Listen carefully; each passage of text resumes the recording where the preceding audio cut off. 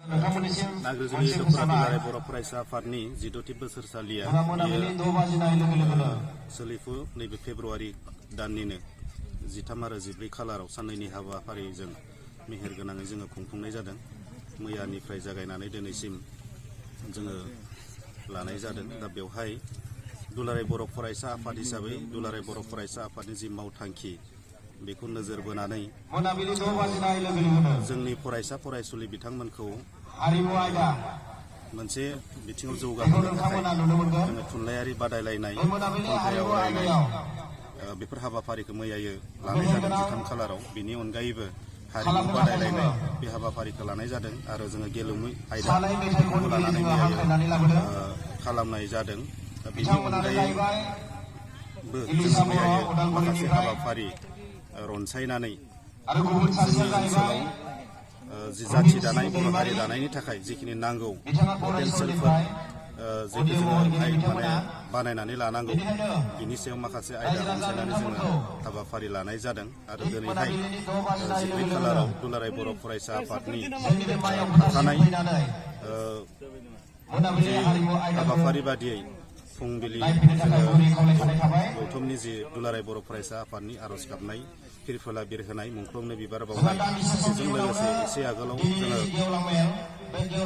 आइजोफोरनि थाखाय जि सांग्रांथि बेवहाय मोनसे टपिक लानाय जादोंमोन। बे टपिकआ जाहैदों बिटिआर ओनसोलखौ गोजोन आरो खौसेथियै जौगाहोनायाव बर' आइजोफोरनि जि बिफाव, बे टपिकखौ लानानै मोनसे सेमिनार लानाय जादों। आरो बेजों लोगोसेनो बिटिआर ओनसोलखौ रांखान्थियाव जौगाहोनो थाखाय आबादारिफोरनि जि बिफाव, बे मोननै आयदाखौ लानानै जोङो सावरायमेल दिनै लानाय जादों।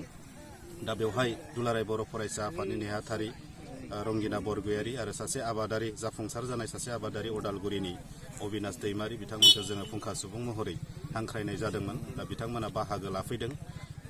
दसे समनि उनाव जोङो जोंनि गेवलां मेला जागोन। बेवहाय दुलाराय बर' फरायसा आफादनि मानगोनां आफादगिरि दिपेन बर' बिथांखौ जोङो हांख्रायदों। बिथाङाखौ जोङो लानानै जोङो गेवलां मेलखौ खालामनो नागिरदों।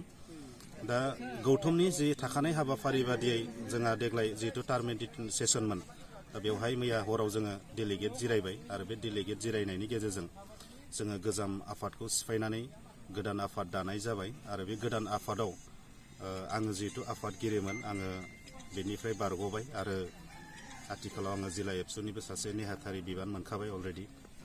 दा बेनिखायनो जोंनो मोनसे गोदान आफादनि गोनांथि जानायलाय जोंनिनो थांनाय समनि सोलोंथाइ नेहाथारि अमृत रामसियारि आरो एजिएस गपि बर' बिथांखौ गाहाय नेहाथारिनि बिबान होनानै माखासे जोंनि नांगौ जि बिबानफोर बेवहाय माखासे जोंनि सोद्रोमा बिथांमोनखौ सोसननानै जोंनि गोदान आफादखौ दानाय जाबाय। फैबाय थानाय समाव जोङो बे थान्दै मेलनि गेजेरजों माखासे बिथांखि आजावदों। थांनाय समनि दुलाराय बर' फरायसा आफादनि जि लाखानाय बिथांखिफोर दङमोन, बे बिथांखिफोरखौ जोङो माखासे एंगार हायै जाहोननि थाखाय जोङो मावफुंनो हायाखैमोन। दायो बेखौ जिहेथु जोंनि आखायाव माखासे सोमावसारनाय हाबाफारि आगोलाव दङमोन, बियो दायो गैथ'ला बिटिआर रेकर्ड जानायनि उनाव। दा बेखाय बे आद्रा थानाय आगोलनि जि मावथांखिफोर बेखौ मावनो थाखाय जोङो थांखि लादों। जेरैहाय गल्डेन जुबलियाव फोसावनाय थां माव जौगा बेखौ मोनसे लानाय जादों। मोनसेया जाबाय टटेल रिभलिउसन, मोनसेया जाबाय सोलोंथाइखौ माने स्किलसिम जोङो लांनानै माबायदि जोङो माने जाफुंसार जाहोनो हायो बा गावनि आथिङाव गाव गसंनानै माबा मोनसे नङा मोनसे मावनानै जानो हानाय खालामनो हायो। बिनि थाखाय सोलोंथाइखौ जोङो क्वालिटि इडुकेसनजों लोगोसे स्किल बेसिम लांनाय जाबाय।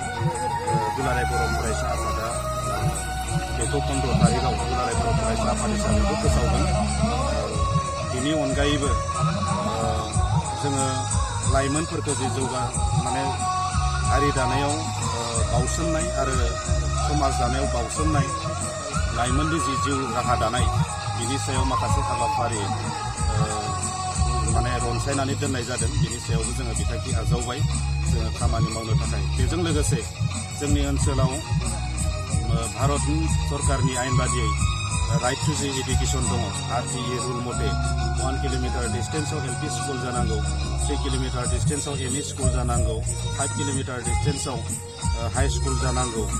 दा बे हाइ स्कुल फरायसालिफोरखौ फिन गायसनबावनांगौ बेखौ बिटिआर एकर्डजों मोनसे दफा बादियै लाबोदों होननानै जोङो मोनथियो। दा बेखायनो बेखौबो जोंनि गेजेराव जेरावनोखि एरिया बेसिसाव निड बेस फरायसालिफोर गायसनथारनांगौ बेवहाय फरायसालि गायसननो थाखाय बिटिआर सरकार आरो आसाम सरकारखौ दाबि दैखांनाय जागोन। बे मोनसे हाबाफारि लानाय जादों। लोगोसे नाग्रिजुलि ओनसोलाव हायार इडुकेसनखौ डेभेलप खालामनांगौनि थाखाय जोंहा गंसेल' बर' मिडियाम थानाय काथरबारि हाइ स्कुल दङ।